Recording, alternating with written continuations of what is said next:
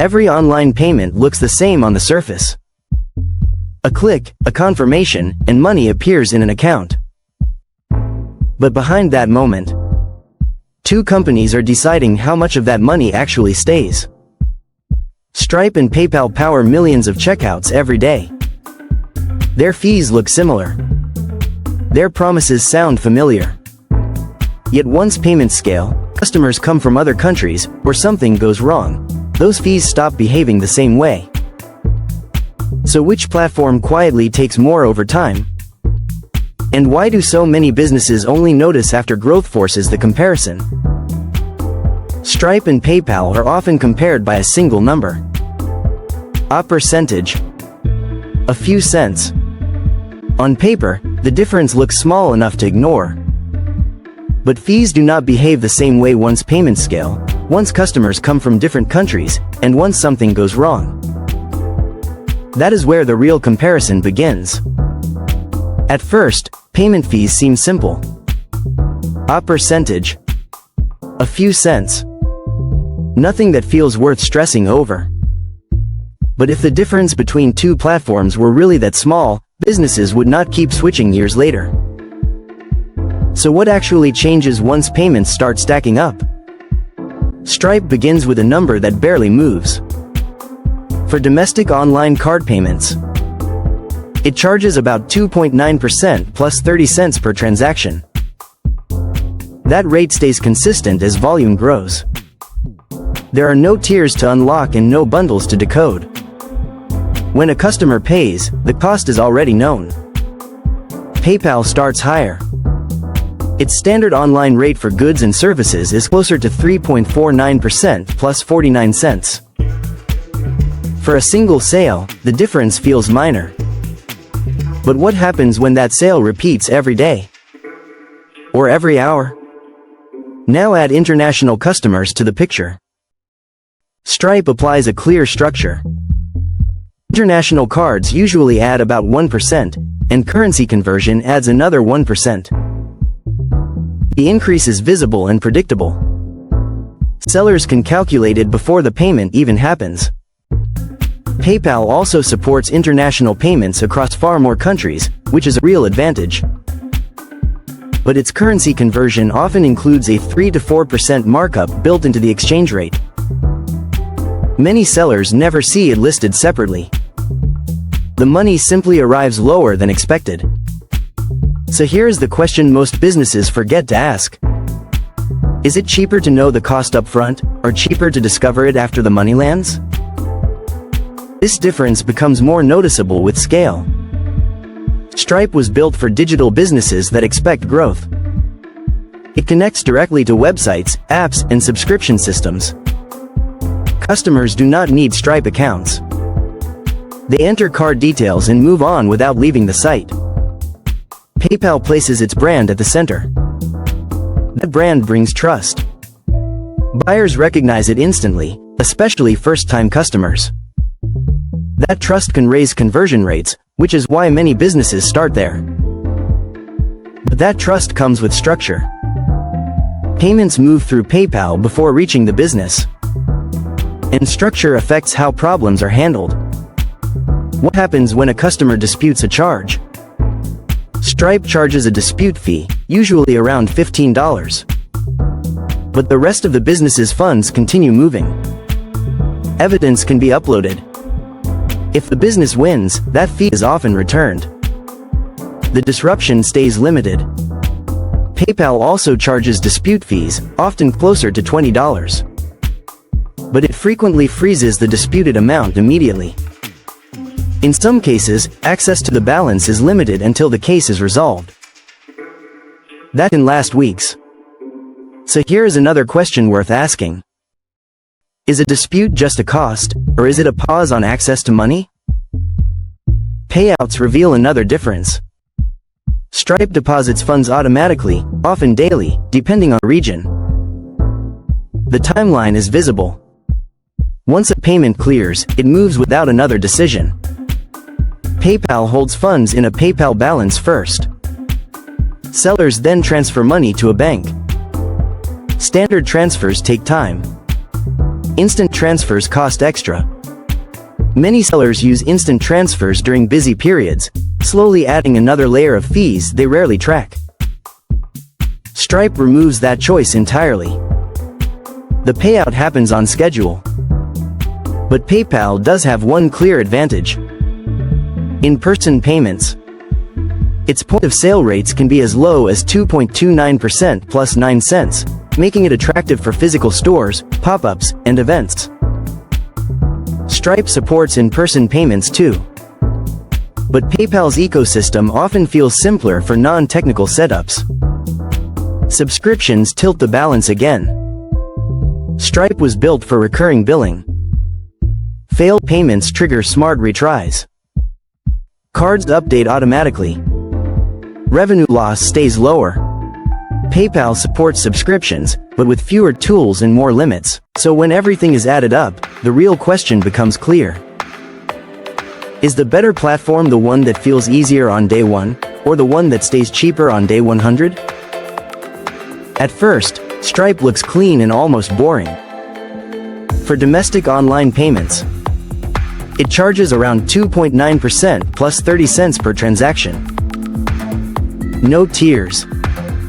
No confusing categories. That number stays the same whether the customer buys once or 1,000 times. Everything feels predictable. PayPal's standard online rate starts higher. Around 3.49% plus 49 cents for goods and services. Many sellers accept that without hesitation because PayPal brings something else to the table: familiarity. Buyers recognize the logo. They trust it. They click faster. For new or small businesses, that trust can increase conversions immediately. But here is the first question most people do not ask. What happens after the first few sales, when volume increases and customers start coming from outside the country? Stripe handles international payments with a clear structure. International cards usually add about 1 extra percentage point, bringing the fee to roughly 3.9% plus 30 cents. Currency conversion adds another 1%. These fees are shown clearly. They are easy to calculate. Nothing changes quietly in the background. PayPal approaches international payments differently. The base rate is already higher, and currency conversion often adds 3 to 4% through exchange rate markups. Many sellers never see a separate line item. The money simply arrives lower than expected. If two platforms process the same international sale, but only one makes the extra cost obvious, which one feels cheaper? This difference becomes more important as businesses grow. Stripe was designed for developers and digital businesses that expect scale. It integrates directly into websites and apps. Customers never need a Stripe account. There are no redirects. The payment experience stays inside the brand's environment. PayPal places itself in the middle.